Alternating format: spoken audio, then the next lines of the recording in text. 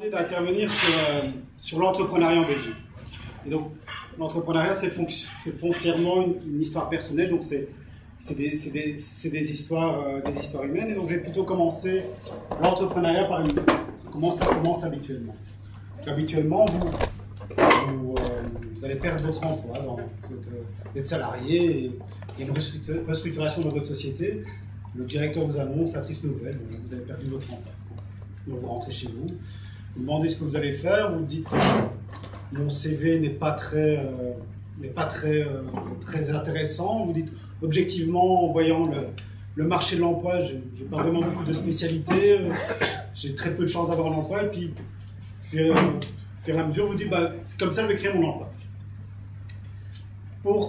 Sans exagérer, pour moi 70-80% des entrepreneurs, c'est comme ça que ça démarre. Donc vous allez démarrer en cherchant une activité. Vous l'avez trouvé, le lendemain vous allez au brico, vous achetez une plaque de bois, vous la mettez en couleur, vous allez la mettre au-dessus de votre garage, vous allez dire réparation chez Francis, réparation vélo toute marque, et voilà, vous lancez dans l'aventure de l'entrepreneur. Vous ouvrez la porte de votre garage, vous aménagez un peu ce garage, vous en faites un atelier, vous attendez le premier jour l'arrivée des clients qui évidemment n'arrivent pas parce que évidemment, il faut faire un peu de marketing.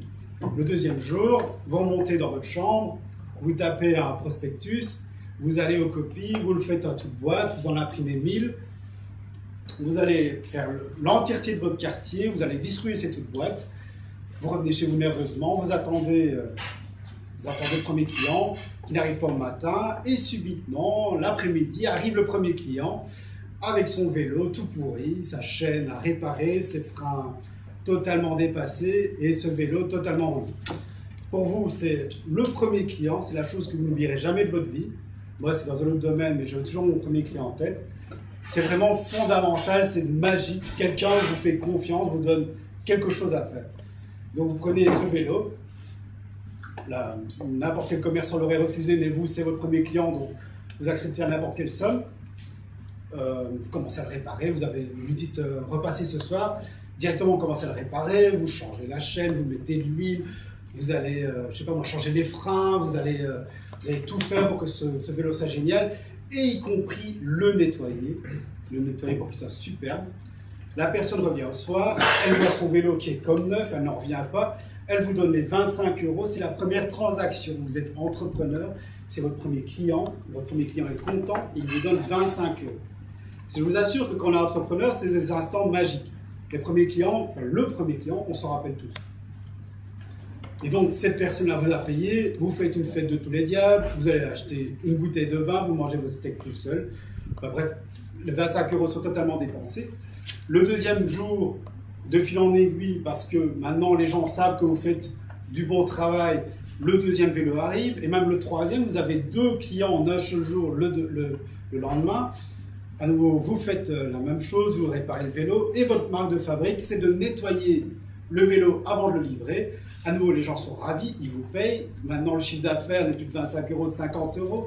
Le troisième jour, rebelote, maintenant c'est 100 €. Le chiffre d'affaires n'arrête pas d'augmenter. Problème, vous avez maintenant trop de travail, il va falloir engager quelqu'un.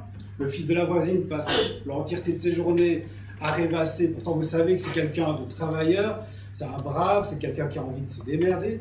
Vous l'invitez dans votre atelier, enfin votre garage qui est maintenant un atelier, vous lui dites tu ne veux pas travailler, on s'entend sur un petit salaire, mais d'ici quelques semaines ça ira beaucoup mieux, donc on va augmenter ça au fur et à mesure.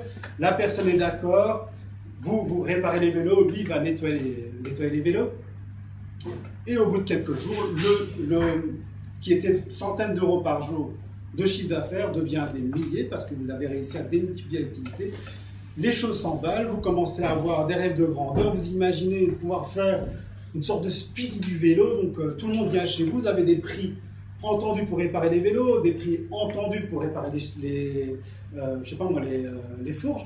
Vous avez un business qui commence à fonctionner, un matin vous êtes en train de balayer votre atelier, jusqu'au jour où vous entendez un bruit sourd à la porte, quelqu'un qui frappe. Vous dites, ça doit être, sitôt le matin, ça doit être un client qui n'est pas content, vous avez mal réparé le vélo. De toute façon, au stade où vous en êtes, vous voulez bien le réparer gratuitement. C'est Vous avez fauté, c'est peut-être le premier client malheureux. Vous ouvrez la porte et devant vous se tient un policier, un huissier, un serrurier. Parce que jusque maintenant, je ne vous ai pas dit que vous avez demandé la permission de travailler. Ce que vous exercez là, c'est une activité illégale. Vous n'avez pas le droit de travailler en Belgique. Vous avez le seul droit que vous avez, c'est de demander l'autorisation à l'État de travailler. En Belgique, le travail n'est plus un droit, c'est un privilège que vous accorde l'État. On est au stade où on en est. Si vous travaillez comme le fait l'exemple que je vous ai donné, c'est criminel. C'est du travail au noir. Donc cette belle histoire que je vous raconte est impossible en Belgique. C'est vraiment le fondement même de la réflexion. Donc ce que je vais essayer de vous dire ici, c'est que l'État a transformé ce qui est un droit naturel. Donc, qu'est-ce qu'un droit naturel? C'est la base même de nos sociétés modernes. Vous avez le droit de vous exprimer librement, vous avez le droit de vous déplacer librement. Tout ça, ce sont des droits naturels. Et le droit de subvenir à vos besoins était, jusqu'à peu, un droit naturel. Vous aviez le droit de travailler pour subvenir aux besoins. Ce droit a totalement disparu. L'État l'a confisqué. Maintenant, vous avez un privilège. L'État vous accorde un privilège, un droit de travailler. Ce privilège, l'État le négocie en fonction de ses intérêts propres. Ses intérêts propres, c'est de pouvoir taxer vos activités. Maintenant, si on se remet dans le cas de ce petit entrepreneur, ce petit réparateur de vélo, il va se dire, je veux bien payer ce qu'il faut à l'autorité, je veux bien lui donner 15 ou 20% de mon chiffre d'affaires. On n'est plus à ce stade-là. Maintenant, on est au stade où l'État réclame 60% de votre chiffre d'affaires. Ça paraît énorme ce que je vous dis, mais faites le calcul. Ils vont vous réclamer d'abord des impôts sur les bénéfices, ils vont vous réclamer des lois sociales, ils vont vous réclamer les TVA, et on a fait tous des calculs au Parti libertarien, on s'est rendu compte que un peu plus de 60% de votre chiffre d'affaires part à l'État, et dans mon cas, au niveau de ma société, c'est l'État prend 62%, et il me reste à peine 38% pour payer le salaire des employés, pour payer les fournisseurs, enfin pour payer l'ensemble des frais généraux. Donc ça, c'est au stade où on en est au niveau de tout ce qui est le droit de travail. Comme je disais, le droit de travailler est normalement un droit naturel qui a été confisqué et qui a été transformé en privilège.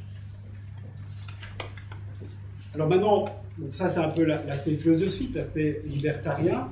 Si maintenant on tombe sur le pragmatique, donc vous lancez une activité, donc vous allez devoir payer 60% de vos revenus à l'État. Comment est-ce qu'on lance une activité? Que ce soit une bête activité de service ou quelque chose d'un peu plus industriel, au début, forcément, vous allez devoir investir de l'argent. Donc il y a un investissement. Cet investissement se porte en capital, donc vous avez un peu d'épargne, vous allez investir. Et pour développer cette activité, parce qu'il y a vraiment des étapes dans l'entrepreneuriat, pour développer cette activité, vous allez devoir à nouveau investir du capital. Mais vous avez deux façons d'investir. Soit vous le faites par des fonds propres, ou soit vous le faites par l'endettement. Les fonds propres, c'est quoi? C'est du capital. Le capital, c'est de l'épargne. Ce sont des années de travail que vous allez créer une marge bénéficiaire, vous allez peu à peu le mettre de côté, et puis subitement, vous avez trouvé une bonne idée, un investissement quelconque, et toute cette accumulation d'épargne, c'est ça le capital. Vous allez l'investir dans quelque chose. Or, en Belgique, comme je vous dis, plus ou moins 60% de votre chiffre d'affaires est monopolisé par l'État, et donc votre marge bénéficiaire est amoindrie jusqu'à devenir ridicule, et vous n'avez plus de capacité d'investissement. Et donc, forcément, vous allez devoir vous rabattre sur la deuxième possibilité d'investissement, qui est le prêt. Vous allez devoir aller voir une banque et demander un endettement, enfin, vous allez devoir faire un prêt pour pouvoir investir, pour pouvoir augmenter le chiffre d'affaires de votre société et forcément les marges. Seulement, comme je vous dis, l'État vous monopolise 60% de votre chiffre d'affaires. Et tout ça ne se fait pas sans dégâts. Donc chaque mois, vous allez devoir donner, sur 100 € de revenus, 60 € à l'État. Mais certains mois, vous en serez incapable. Le chiffre d'affaires d'une société, c'est fluctuant. L'État a horreur de ça. L'État a strictement horreur de ça. Et donc, ce qu'il va faire l'État, c'est qu'il va vous mettre à l'amende. D'abord, vous allez devoir payer plus que 60%, subitement ça va être 64%, et en plus, il va signaler aux banques que vous êtes incapable de payer les taxes. Ce qui fait que vous ne pourrez même plus emprunter dans les banques. Et là, on atteint cette notion de plafond de verre. Donc, quand vous regardez aux États-Unis, vous trouvez des Google, des Facebook et ainsi de suite. Quand vous regardez en Belgique, la plupart des sociétés qui forment le Bel 20 ont plus de 40 ans en fait. Vous avez des Solvay, vous avez des vieilles banques et ainsi de suite. Toutes ces sociétés-là ont pu progresser jusqu'à un plafond de verre qu'on situe d'une manière un peu empirique aux alentours des années 70 où il y a une explosion de la fiscalité. Regardez même les PME flamandes, elles ont super bien marché et subitement, quelque part, au début des années 70, tout s'est arrêté, tout s'est figé, tout est devenu... Enfin, on se rend compte que l'économie ici en Belgique semble s'être arrêtée quelque part dans le temps. Tout ça est à cause d'un plafond de verre. Donc toutes ces sociétés ont énormément de difficultés à pouvoir investir dans l'avenir. Et donc quand vous n'allez pas investir, votre société va stagner et en économie, qui ne progresse pas meurt. Et ce qui va se passer, c'est que soit votre société va mourir de sa belle mort, bon, elle va rater toute une série de wagons technologiques, ou soit ce qui arrive le plus souvent ici en Belgique, c'est que vous allez le revendre à des partenaires étrangers. Et c'est d'ailleurs maintenant pour l'entrepreneur la seule façon de dégager une plus-value, c'est vous le revendez à une société. Sur le bénéfice que vous faites sur cette vente, sur la plus-value, vous n'avez quasi pas de taxes, et c'est comme ça que vous pouvez devenir entre guillemets riche. Alors jusque maintenant, je vous dis ça en tant que dirigeant d'entreprise. Mais est-ce que vous êtes vraiment le dirigeant d'une entreprise en Belgique? Je viens de vous expliquer que plus de 60% du chiffre d'affaires est géré par l'État. Ce qui laisse, moi dans mon cas, je gère à peine 38% du fruit de mon labeur. Donc l'État s'occupe d'investir plus de 60% du chiffre d'affaires et me laisse à moi juste l'opportunité d'investir, de répartir ce que j'ai gagné sur 38%. On se rend compte que l'État devient peu à peu le véritable gérant de votre société. Et sur la partie qui reste, sur les 38% que vous pouvez encore gérer, ce n'est pas encore aussi évident. Par exemple, on va prendre l'engagement. Donc, quand vous voulez engager quelqu'un, imaginons qu'en pleine négociation, vous entendez sur un salaire de 1 500 € qui n'est pas non plus Byzance. Quand vous faites le calcul de tout ce que vous allez devoir payer, vous en êtes à plus ou moins, je vais rajouter toutes les charges patronales, le précompte immobilier, mais aussi des bêtises comme les écochèques qui aussi alourdissent de 1 000 € par an les salaires. Vous en êtes à plus ou moins 4 200 € tout compris. Donc avec les bénéfices de fonds de vacances et tout bazar. Vous rajoutez 500 €, c'est le salaire net d'un parlementaire. Donc si vous avez une société, une belle mais 5 personnes, vous payez 5 sénateurs. On en est là. Donc, on se rend compte que pour un entrepreneur, c'est pratiquement impossible de payer plein pot le salaire. Et donc, vous cherchez les subsides. C'est là où l'État intervient. Il va vous dire, ok, je veux bien vous donner des subsides, vous rendre un peu l'argent que vous avez pris sur les salaires, mais vous allez prendre uniquement des profils bien particuliers. Ces profils bien particuliers, ça va être en fonction du nombre d'années de chômage. Il faut absolument que ce soit 3 années de chômage, par exemple. Au niveau des formations, il faut qu'ils soient un peu formés, mais pas trop. Et si on écoute les lobbies qui se pointent à l'horizon, on va aussi définir le sexe. Donc il faudra absolument que ce soit 60% des filles et 40% des garçons. Ça va être aussi sur les ethnies, j'imagine, tôt ou tard. Donc tout ça, l'État commence peu à peu aussi à gérer l'engagement à votre place. Vous avez aussi la notion de récompenser vos employés. Maintenant, en Belgique, il faut savoir que c'est interdit d'augmenter un salaire. Vous ne pouvez pas augmenter le salaire d'un employé. Vous pouvez, il y a des astuces, comme par exemple, inventer par exemple, vous avez un employé qui est directeur de l'infographie, vous allez inventer grand maréchal de l'infographie, et là vous pouvez l'augmenter. Mais en pratique, pas en théorie, vous ne pouvez pas augmenter un salarié. On vous met à l'amende. Donc c'est l'État qui définit, lui, la politique d'augmentation des salaires qui se passe par l'index. Donc on le voit, même sur cette partie des 38% qui vous restent, l'État gère à votre place la société. Et j'en arrive à la dernière partie qui est la bureaucratie. Là-dessus, on pourrait faire, j'imagine, on pourrait en parler pendant des heures, mais je vais juste signaler des anecdotes.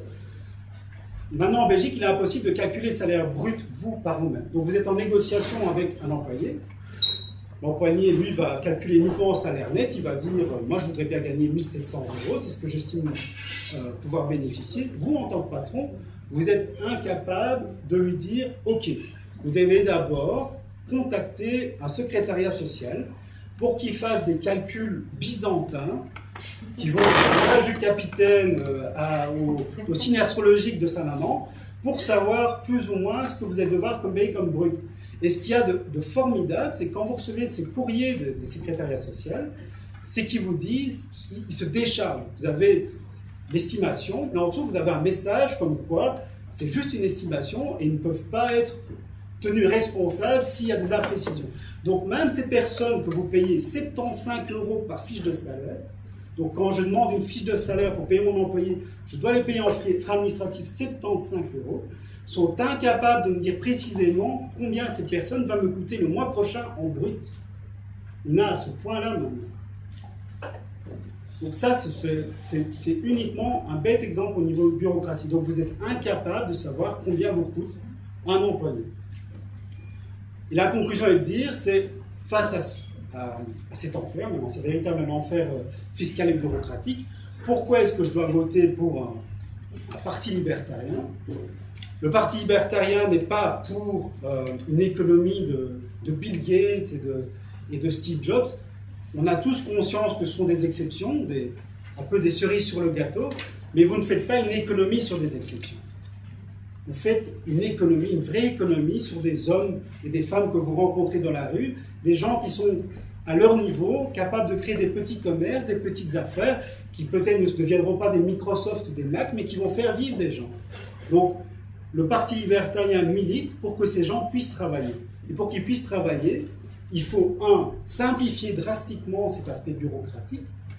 Il faut que, si moi, je perds mon emploi, du jour au lendemain, je puisse me décider, écoute, si c'est comme ça, je vais lancer une friterie. Il ne faut pas que je sois ingénieur en chimie pour pouvoir lancer une friterie. Il faut que je puisse le faire comme ça, de but en blanc. Voilà, je sais pas moi, j'ai 2 000 € d'épargne. Il faut que je puisse lancer mon affaire sans que je doive demander la permission à quelqu'un et sans que les frais administratifs deviennent ingérables. Et il faut que cette capacité qui sommeille dans chacun d'entre nous, cette capacité d'entreprendre, puisse être libérée. Et il faut que vous puissiez le faire sans avoir besoin de suivre des cours pendant 2 ou 3 semaines. Voilà en fait, on a besoin. Merci.